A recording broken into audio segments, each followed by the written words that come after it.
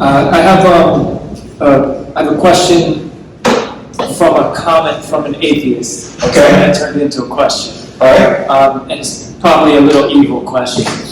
It says, if Christian apologists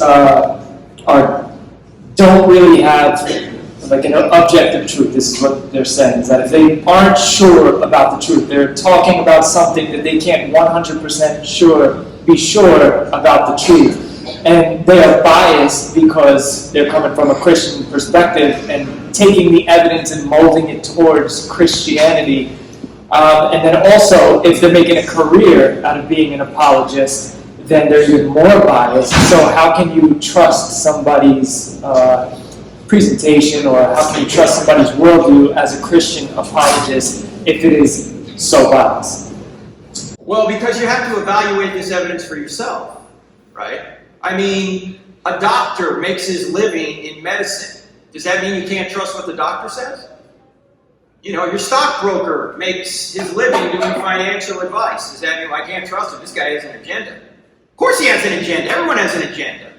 The question isn't whether or not you have an agenda. The question is your agenda true? Are you trying to put forth the truth? And this whole thing about being 100% certain, do you realize we could be in the Matrix right now? There's no way of disproving that, right? Because you'd have to get outside the Matrix to know you're in the Matrix. It's like in a dream. I had a real weird dream last night.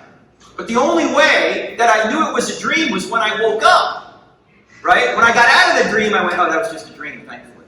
If we're in the Matrix now, there's no way to know we're in the Matrix.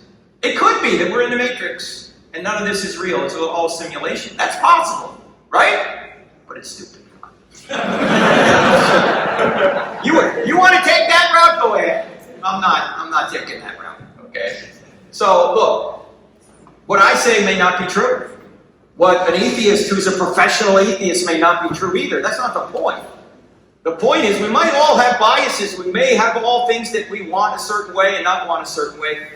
That's really not the point. The point is, what does the evidence show? And in order to do that, you got to take an honest look at the evidence. Now, let me say one other thing about evidence. Atheists are saying, well, you don't have evidence for that, you don't have evidence for that. You know what I want to ask atheists when they say that?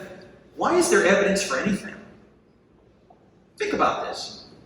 Why is this world so rational that we can get evidence for things and draw conclusions about that? Why can't I take a 3-pound organ in my skull and use my senses to learn things outside my skull, draw conclusions about them, and say they are true? How does that happen? It doesn't happen if we're just molecular machines, if we're just moist robots. That's best explained by a mind. The great mind. Our mind is made in the image of the great mind. That's why we can ascertain truths. Jesus said, you shall know the truth, and the truth shall set you free, right? What does that imply if you don't have the truth? You're in bondage.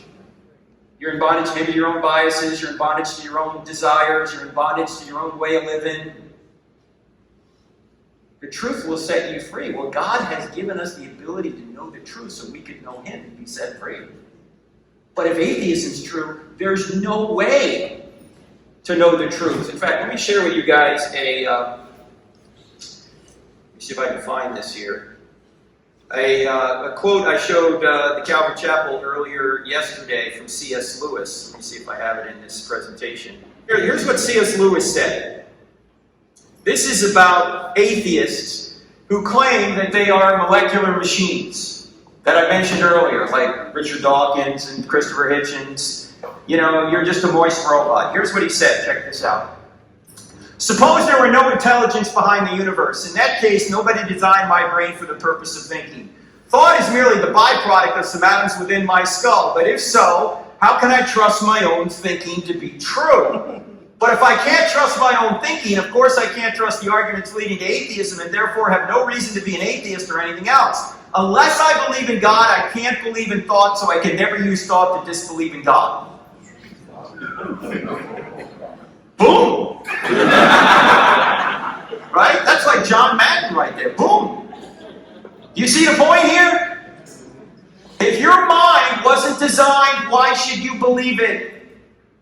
Imagine if a computer could be created by natural forces. Would you trust anything it told you?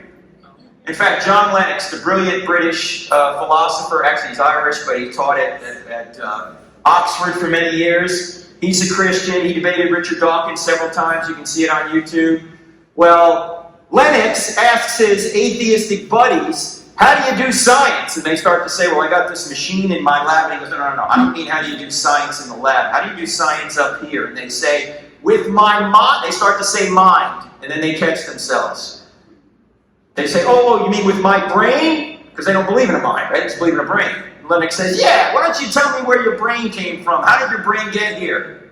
And they say, oh, my brain was the product of random forces that didn't have its end in mind. And then Lennox says, and you trust it? Now, why would you trust such an apparatus? Well, you do trust your mind. Why? Because it works. If it works, you ought to take that effect, your mind, and reason back to the cause. If it works, it wasn't made by some sort of blind process. It was made by another mind. The great mind. That's how we know God exists. We know God exists by His effects. You're an effect of God. So you reason back to a cause. Creation is an effect. You reason back to a cause of creator. Design's effect. You reason back to a cause of designer. Moral law written on your heart. That's an effect. You reason back to a cause of moral law giver. You're reasoning from effect back to cause.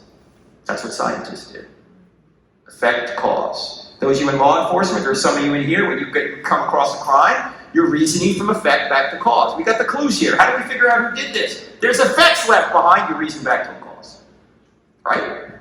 Did you know that for every like that I get on this video, a prosperity preacher sells their mansion and donates to the poor? Let's get these mansions sold. Smash that like button for me and check out these other videos right here.